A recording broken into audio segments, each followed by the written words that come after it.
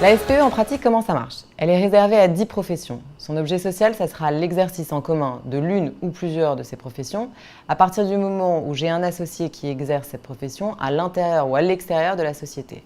Elle pourra exercer à titre accessoire également une activité commerciale à partir du moment où ça ne lui est pas interdit par les textes. Elle pourra revêtir toute forme sociale si celle-ci ne confère pas à ses associés la qualité de commerçant. Les associés exercent au nom et pour le compte de la société leur activité professionnelle.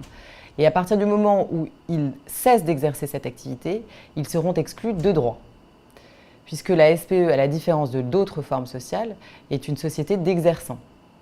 Les règles de déontologie et d'inscription sont les mêmes que celles que vous connaissez.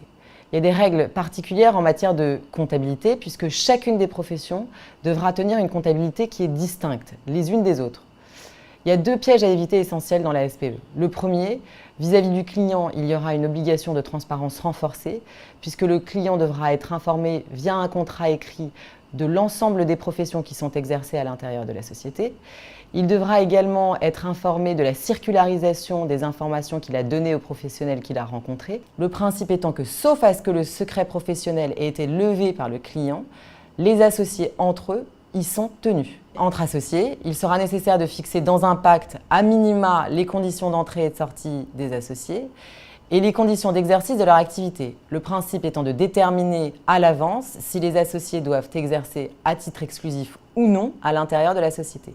Ceci pour éviter les distorsions de concurrence. En espérant avoir répondu à certaines de vos questions, bien entendu, nous restons à votre disposition pour approfondir le sujet.